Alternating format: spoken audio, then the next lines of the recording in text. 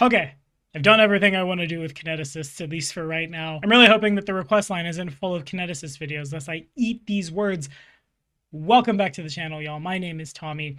Dark Archive came out recently-ish in the grand scheme. I'm a little behind. There's this thing called a Thaumaturge, which I've wanted to dive into for a long time, so with no further ado, let's hit it. If you're liking what you're seeing, like, subscribe, ding the bell, stay caught up on all your stuff. Remember, Patreon is the #1 way to keep these build videos going. Gets you access to Google Sheets with all of the 1, 2, and Starfinder builds that I've thrown together. And at higher tiers can let you do esoteric stabbing things at all of the monsters of Tui. But for now, let's hit it.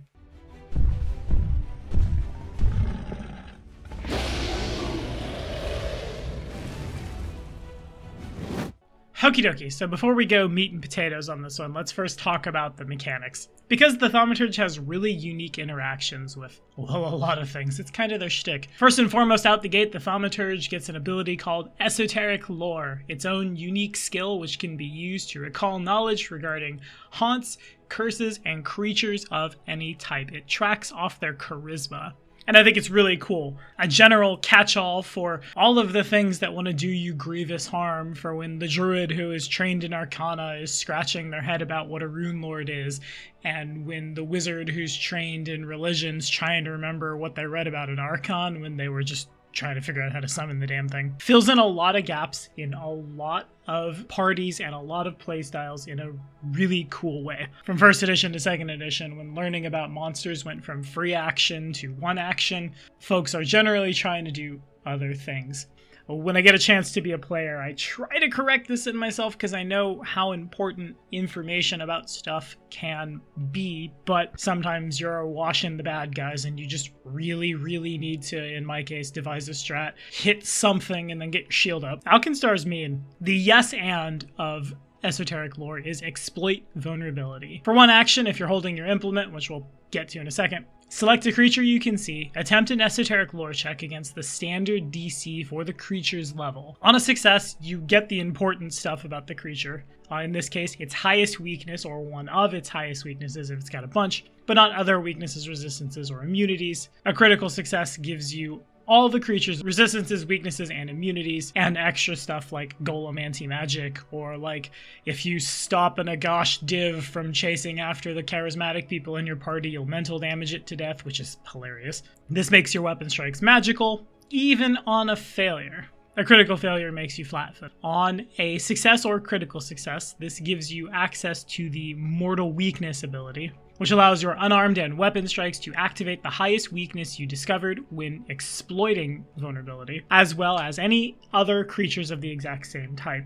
So like when it's 5 fire elementals, you got this. From failure up to critical success, you can instead exploit the personal antithesis of the creature, generally a weaker number, which causes the target creature and only the target creature to gain a weakness against your unarmed and weapon strikes equal to 2 plus half your level.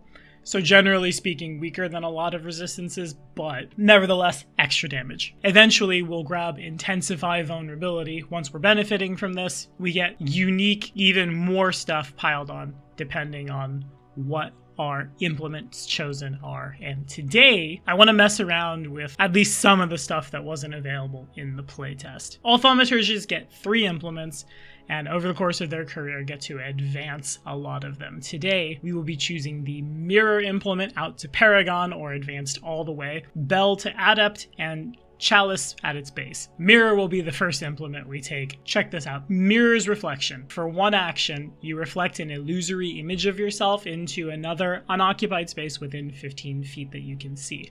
You're treated as being in both spaces until the start of your next turn, which means you can attack from both spaces, you can look around from both spaces, you can provide flanking even with yourself from those 2 spaces, and every time you act, you decide from which position those are coming from. Fortunately, a fireball only hits you the once. Unfortunately, if you move At the start of your next turn, your mirror self automatically disappears, and there are some other effects which we'll get to in a second, which also can do that. But I think this is really cool. Not only does this say, for one action I'm flanking you, I have extra damage on lock because I got esoteric things, and now I'm gonna be that much more likely to critically hit you and hurt things real bad. The flavor text behind this just begs to be played with. Anything from like creepy mirror horror to just like you learned an ancient ritual to reflect the sun from a mirror.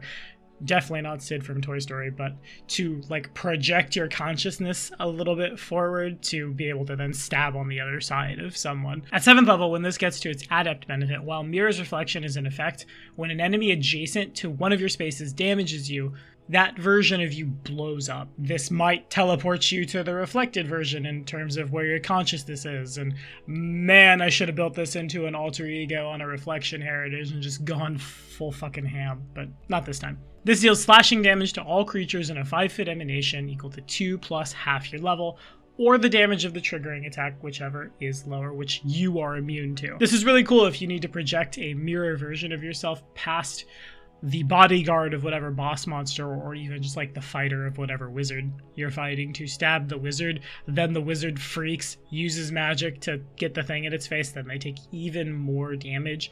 Bonus points if you end up over there as well, because, you know, immune to it and all. Once we grab Intensify Vulnerability, we become concealed to the target of Exploit Vulnerability. We can't hide or sneak, but this does put a flat check on damaging us in the first place, and that's really cool. Thaumaturges are a little mad, and out here only rocking 8 HP, so anything that prevents damage incoming, yeah, no, we will frickin' take it. And then eventually at Paragon Benefit, you get like a pseudo haste. When you use Mirror's Reflection, you can just immediately interact Seek or Stride. So you can project a mirror image, then run into the flank, saving the action economy to shank somebody. This gives me really distinct vibes from like the creepy monsters from Liurnia, the lakes in Elden Ring. It also gives us a reaction, Ring Bell. Once we've singled out that target with Exploit Vulnerability, or maybe even over the course of like turn 1, start exploiting vulnerability just out as far as possible. But once that target would make a strike or cast a spell that would affect us or one of our allies,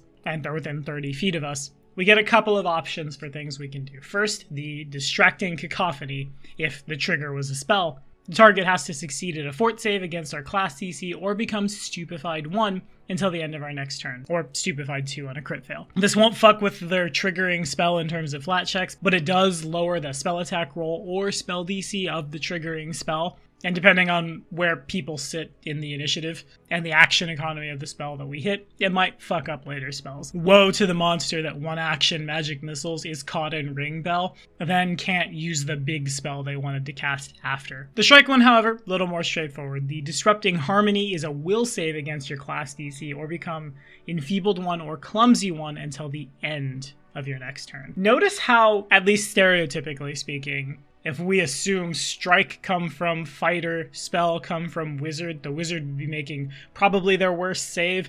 The fighter would be making, well, maybe not fighter. Fighter's not a great example for this, but martial class at large would be making what's probably one of their lowest saves. That's cool as hell. Once this gets to Adept Benefit, or at 11th level, this debuff lasts for 3 rounds. This debuff lasts for the rest of the spellcaster or martial who is affected by its life. Stupefied 1 that easy to throw down. Ugh, yeah, no, I gotta take it. That's so fucking cool. The Intensified Vulnerability makes this even better. When you strike the target of Exploit Vulnerability, the creature takes a -2 status penalty on saves against Ring Bell for a round, or a -3 on a critical hit, which is easier for the Mirror Thaumaturge to stack on, for when you want to make that failure tick into a crit failure, or when you want to set up the debuff by projecting a version of yourself into someone and stabbing them. For our third implement, which we're going to leave at Initiate, we're going to grab the Chalice. Why? Because our other 2 implements are really, really good and we have to pick a third one, so alright. The Chalice Implement gives us a little bit of healing. For one action, when you're holding your Chalice, you can sip from it to gain temp HP equal to 2 plus half your level. That lasts until the end of your next turn. Heals 3 hit points for each level you have, but after you drain the Chalice, it can't be drained again for 10 minutes. So this is like our battle medicine, essentially, just extra healing to be carrying around. There's extra healing on Intensify Vulnerability, but I don't think it's going to come up a lot, at least for this build. Though I really like the idea of a, like, weapon, chalice, and blank. I don't know what the third implement would be for a Cade Knight, but like a backwoods worshiper of Cade Knight who just drink from the Holy Grail, gets very, very drunk, gets a lot of hit points. Shit spicy. But there was a part of me that really, really wanted to take the weapon improviser archetype this time. Maybe not with the mirror, because I feel like that shatters a mirror really quickly, but like turn your bell implement into a weird improvised flail or something. Ring their bell with your bell. But I think leaning into the bad luck, the broken mirrors, a lot of other fun shit, today we are building around the Amurin, specifically the 9 lives Amurin, who doesn't tick to dying too when they get crit to death for running around ringing a bell at people. So let's first hit the Ancestry feats. They're important, they're flavorful, they're impactful. Level 1, we will be taking Saber Teeth. This gives us a Jaws unarmed attack that deals a d6 of piercing damage in the Brawler group with the unarmed trait. It's like being an orc, but your tusks are on the top. The secret reason we're also playing an Amurin this time is the bonuses to Dexterity and Charisma are just really, really, really good for what we're trying to get up to. And for the same reason, I almost thought about playing a skeleton, but I also like the ability to play with luck on Thaumaturges. Our next 2 Ancestry feats will be Cat's Luck, then Expanded Luck. As a free action, once per day when you fail a reflex save, you can re-roll it and take the better result. This expands eventually to failing or critically failing Fortitude or Will saves, albeit only once per day, but though you can only be affected by big AoEs the once, you're in 2 places at once, so I feel like you're going to catch more of them. Likewise, the Thaumaturge is very showy, very flashy, very over-the-top, people are going to pay attention to it, so I think it's going to catch a lot of attacks. And a lot of things like poison or mental control that might provoke saves. It takes us all the way to level 13 to get Black Cat Curse. Seems very on flavor with the person walking around with a broken mirror that they can project mirror images of themselves from with, right? So I had to take it. As a reaction, once per day, when a creature within 30 feet of you would succeed against their bell ringing save, they roll it again with disadvantage to make sure that debuff sticks. Way down at the very end at level 17, we'll grab Reliable Luck so we can have that buff once per hour instead of once per day. Here's hoping that whatever big bad of whatever adventure you're playing gives you an hour to rest in the room outside the boss room. But let's talk about some class feats. Out the gate at level 1, we will take Root to Life, a 1 or 2 action ability, which either, for 1 action, by planting a little flower on your friend's chest, stops them from dying and instead leaves them unconscious at 0 HP. It's stabilize on the feet, essentially. The 2 action variant, however, lets you attempt a flat check to remove each source of persistent damage affecting the target. The DC is 10 instead of 15 because it's particularly effective, and I think we all know at this point in 2E that when you go to dying and you have a persistent poison or bleed or something like that ticking on you, it gets really lethal really quickly. This is meant to stop that. At level 2, Esoteric Warden. When we succeeded a check to exploit a vulnerability, we gain a +1 status bonus to our AC against whatever it is we're trying to figure out the inner weakness and bad of's attack, and a +1 status bonus to our next save against that creature. A critical success makes these +2. You can only gain this once per day against a particular creature, and it ends if you exploit vulnerability again. But again, because we're going to be in 2 places at once, because the Thaumaturge feels like it's built to just focus down a single target, especially in this way, because you can make your flat-footed in-house. Having that buff to our AC just feels so damn necessary, especially because we're not carrying around a shield. Ha! Just kidding. At level 2, because we're taking free archetype, because of course we're taking free archetype, because everyone should take free archetype, and here's why, follow this card. We're gonna grab the Bard dedication on top of this. Choose Shield as one of your cantrips. Ha, got him. This will give us some spell casting to augment what the Thaumaturge wants to do, and more buffs out to our attack rolls via composition cantrips and things. The Thaumaturge feels like it can do a lot of stuff in-house already, and the Bard just kind of continues to add into that jack of all trades, master of most kind of vibe. At level 4, we'll grab Paired Link, or we'll pretend to be a witch, essentially. During our daily prep, give one half of a paired sympathetically linked occulty thing to a willing ally. And upon that ally, we can cast spells and use Thaumaturge abilities that have a range of touch at a range of 30 feet instead. That ally can also cast spells that have a range of touch on us from a range of 30 feet. These effects last as long as you and that ally are carrying that half of the thing. This is really cool. This is the, like, maybe side case for as things begin to tick on in later games and someone who's super hurt just really needs that temp HP right now and you're within 30 feet. Draw the chalice and throw the contents into the air and somehow it lands on them and they're healed, hooray. Or like you cast this on a caster who's trying to buff or on a healer who's trying to heal so they can one action heal you when they just absolutely need to do a 2-action spell as well.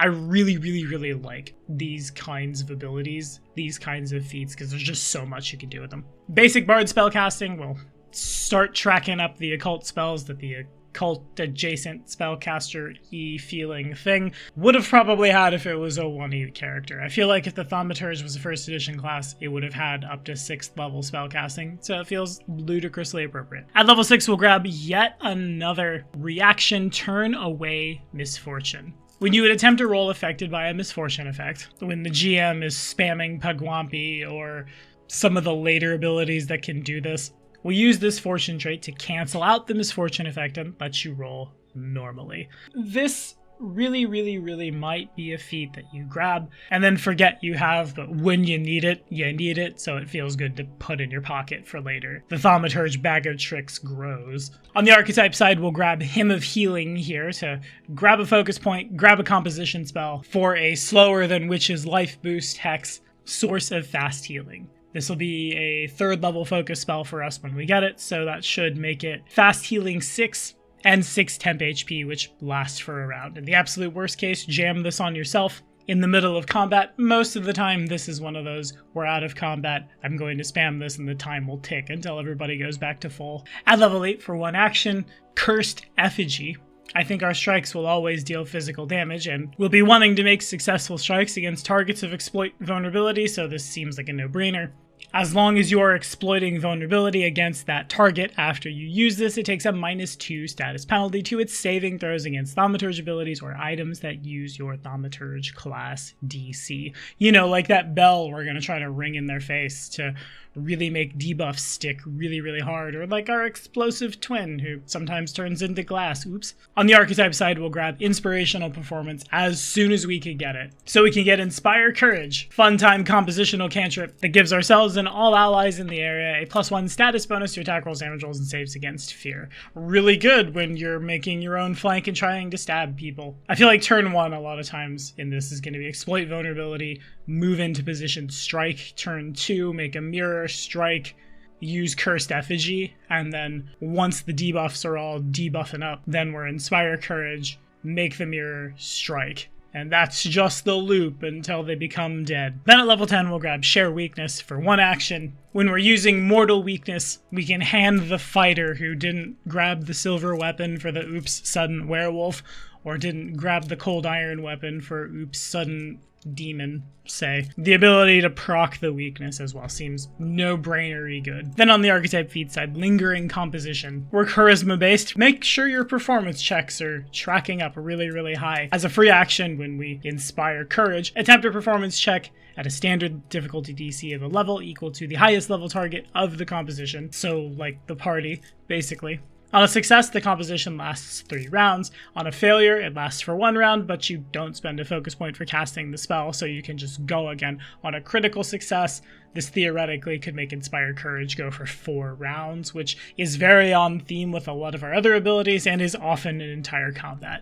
Or rather, would make it be an entire combat when folks are coming down, suddenly critting all the more out of nowhere. Next up, Share Warding, to throw that big buff to our AC to everybody within 30 feet of us, because sharing is caring. And Expert Bard Spellcasting for more extra Bard Spellcasting. At level 14, we'll grab Esoteric Reflexes to get an extra reaction so we can both Black Cat's Curse and ring the bell in the same turn.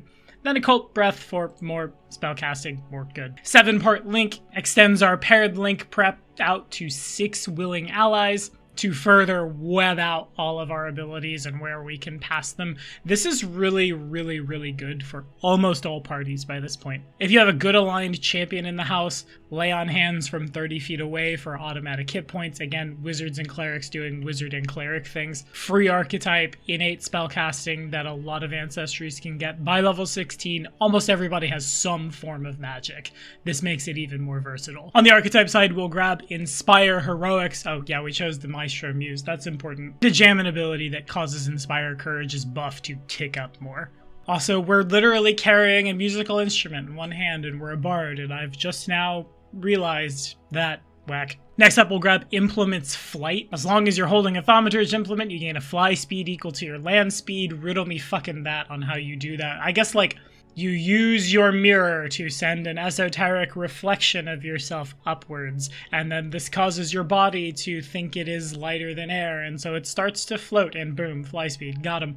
Or just, like, turn your bell upside down, get inside your chalice like you're the Baba Yaga, and go a-flying about. Both is good. Master Bard spellcasting for more magic. Then, lastly at level 20, Wonder Worker. Lets you once per day, assuming you're a legendary in Arcana, Nature, Occultism, or Religion, cast a spell of 8th level or lower that takes 1, 2, or 3 actions to cast. It has to be common, or you have to have access to it, or you have to have a kind GM of a tradition for any skill in which you are legendary in. This is huge. This is spell kenning from the 1E Scald, then applied here at the end of the game.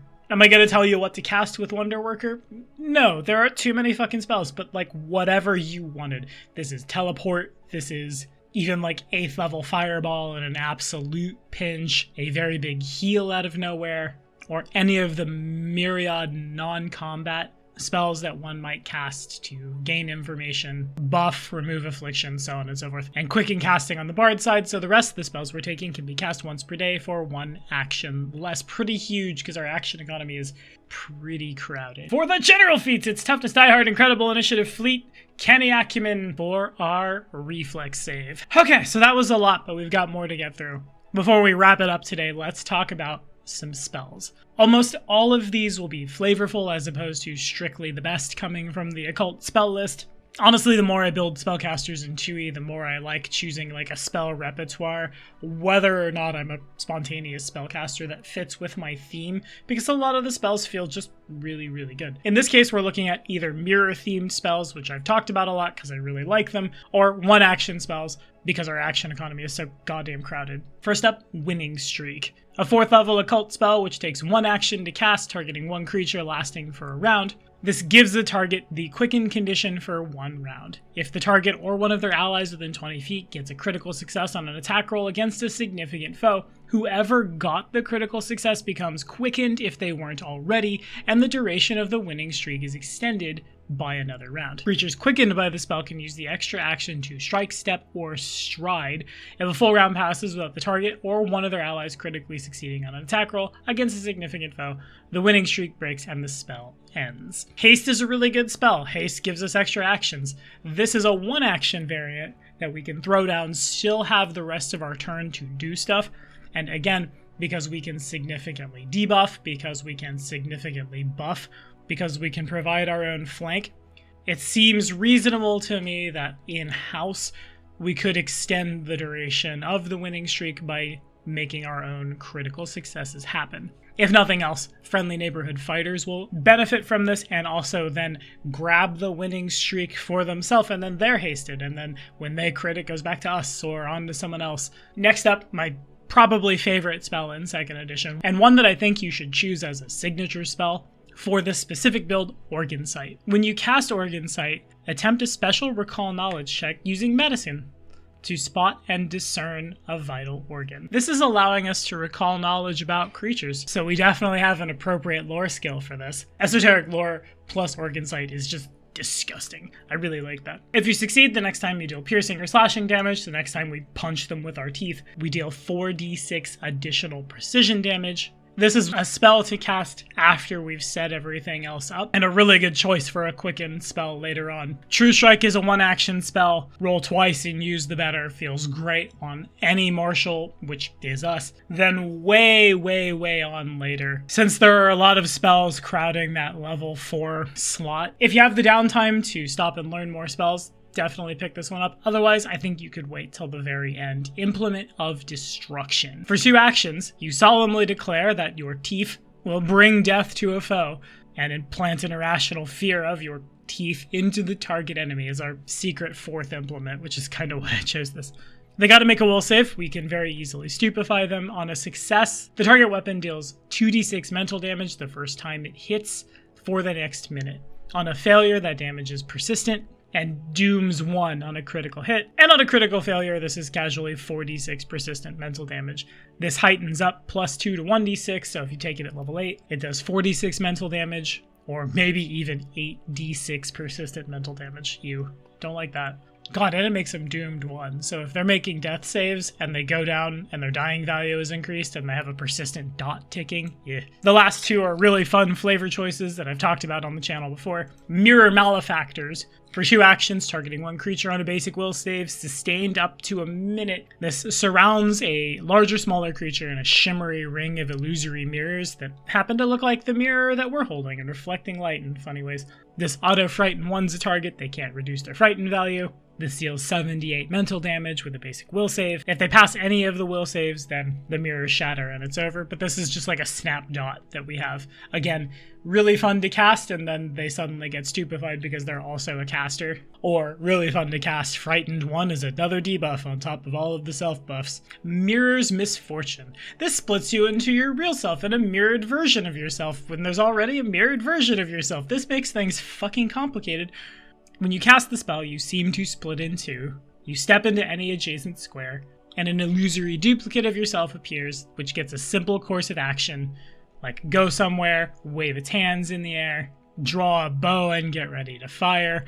It takes a seek action to figure out which is the real you and which is the fake you, and if they attack the duplicate, the illusion shatters into mirror-like shards. It does that thing that our implement does. On a failure within the next hour, the creature must roll its next 2 attack rolls with disadvantage. A critical failure, its next 4 are rolled with disadvantage. It's rude, but it's on point and it's really powerful, so I had to include it. But this one's getting real long. That is all the time we have for this jack of all trades, master of most, mirror on the wall. What is the coolest build I've done in a long while? It's this one here. What do y'all think? Are we rolling up Thaumaturges? Have we played around with the mirror implement? Let me know down in the comments. As always, y'all, thank you so much for watching. We'll see you next time.